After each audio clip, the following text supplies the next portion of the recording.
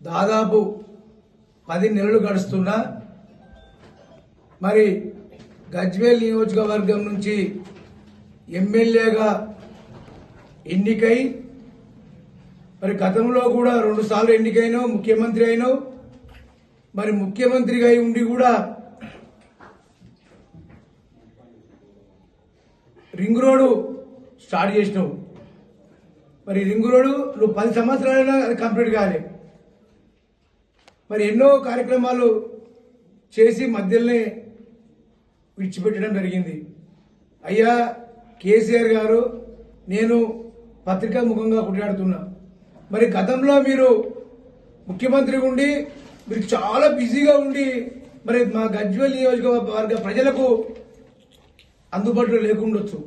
మరి ఈరోజు మా కాంగ్రెస్ పార్టీ రేవంత్ రెడ్డి గారు ముఖ్యమంత్రి అయిన తర్వాత, నువ్వు ఒక ప్రతిపక్ష నాయకునిగా ఎన్నికైన తర్వాత అసెంబ్లీకి పోవు. మా గజ్వేల్ సమస్యలు మీకు పట్టింపు ఉండదు. అసలు అసెంబ్లీకి పోవు, మా గజ్వేల్ ప్రజలకు కనిపిస్తలేవు. అసలు ఉన్నావా లేవా?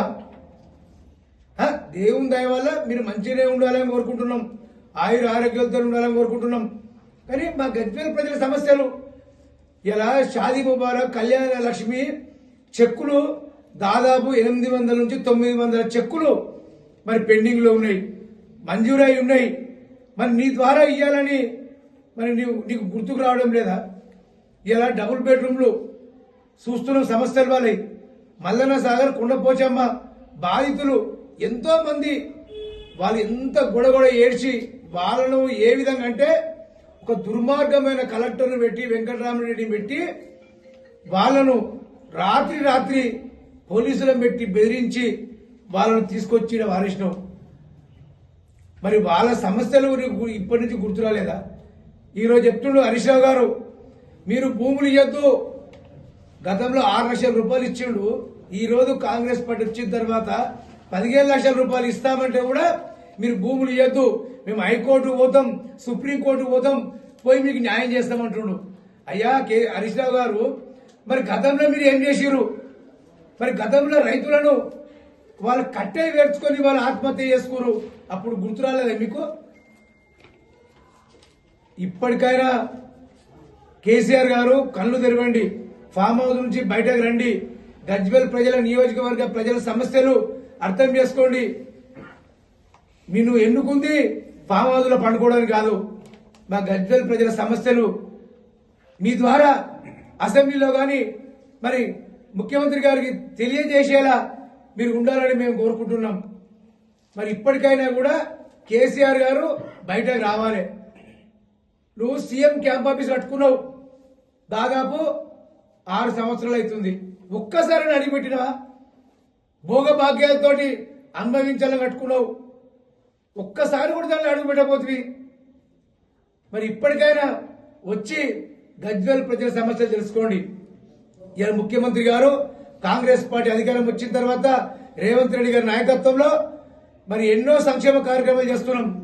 ఇలా రైతు రుణమాఫీ కానీ, మరి రేషన్ కార్డులు కానీ, మరి రైతులకు సంబంధించిన ఏ సమస్యలైనా గ్యాస్ కానీ, మరి కరెంటు ఫ్రీ కరెంటు కానీ, ఇటువంటి ఎన్నో కార్యక్రమాలు మేము కాంగ్రెస్ పార్టీ ఇచ్చిన హామీలను నెరవేరుస్తుంటే మీకు చూడబుద్ధి కావడం లేదు, మీరు ఓర్వలేకపోతున్నారు మీ నాయకులు. ఇప్పటికైనా సిగ్గుశరం తెచ్చుకొని రేవంత్ రెడ్డి గారు చేస్తున్న కార్యక్రమాలకు మీరు సహకరించురి.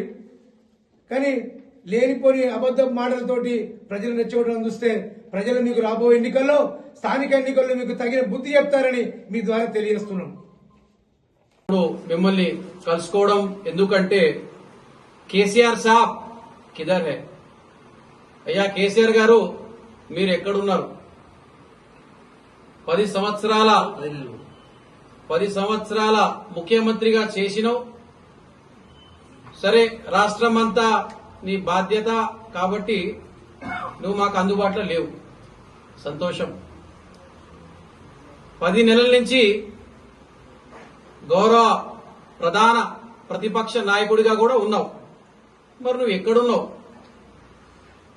ఈ రోజు వరకన్నా గజ్వేల్ ప్రజలు యాదికొస్తలేరా, నీకు కనబడతలేరా అనేది మాకు ఒక సందేశం. మరి ప్రజల సొమ్మును ఆయన జీతం రూపంగా తీసుకుంటున్నావు. కనీసం దానికన్నా నువ్వు పని చేయాలి. మరి ఈ రోజు వరకు ఎక్కడున్నావు? మీ కార్యకర్తలకి, ముఖ్యంగా మీ కుటుంబ సభ్యులకి అందరికీ ఒక ఆందోళన ఉన్నది. మరి నువ్వు ఎక్కడున్నావు అని. నీ యోగక్షేమాలు మాకు తెలుసుకోవాలన్నది. అదే రకంగా నీ పార్టీ కార్యకర్తలు కూడా తెలుసుకోవాలన్నది. మరి నీ యొక్క రెస్పాన్సిబిలిటీస్, నీ యొక్క బాధ్యతలను నువ్వు ఎక్కడ నెరవేరుస్తున్నావు? నువ్వు ఎమ్మెల్యేగా ఉన్నావు. నీ ఎమ్మెల్యే రెస్పాన్సిబిలిటీ అన్నా ఇప్పుడు నువ్వు నెరవేర్చు. నీకు ప్రభుత్వం కారు ఇచ్చింది, జీతం ఇచ్చింది. దేని గురించి అంటే ఈ 10 నెలల నుంచి నీకు మా గజ్వేల్ ప్రజల గోడు వినపడతలేదా?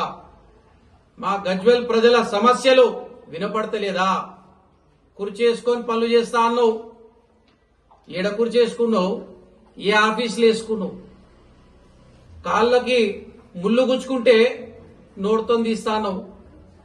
మరి ఏడొచ్చినావు? ఏం తీసినావు? సరే, నువ్వు బయటికి రానికి ముళ్ళుల్లోనే గుచ్చుకోమంటే కూడా ముళ్ళ కంప తెచ్చినాం, మేం గుచ్చుకుంటాం. ఇప్పుడన్నా బయటికి రా, ప్రజల సమస్యలు తెలుసుకో, ప్రజల గురించి అన్న పని చేయి. బాజాబ్గా నీకు ఒక ఎమ్మెల్యే బంగ్లా ఉంది, మళ్ళీ ఎవరుంటున్నారు? నువ్వు ఏడున్నావు? నువ్వేం చేస్తున్నావు? మరి ప్రభుత్వము ఇన్ని మంచి కార్యక్రమాలు చేస్తుంటే నీకు పాలన అనుభవం ఉన్నది, రాజకీయ అనుభవం ఉన్నది. మరి ఆ అనుభవంతోనన్నా మా ముఖ్యమంత్రికి సూచనలు, సలహాలు నీ బాధ్యతగా ఏమైనా ఇస్తున్నావా? ఇస్తే ఎప్పుడు ఇస్తావు?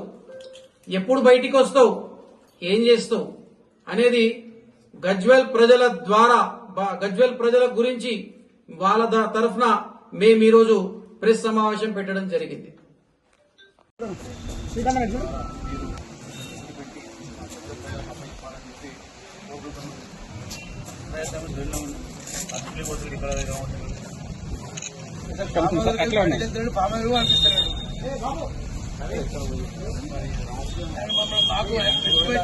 One second.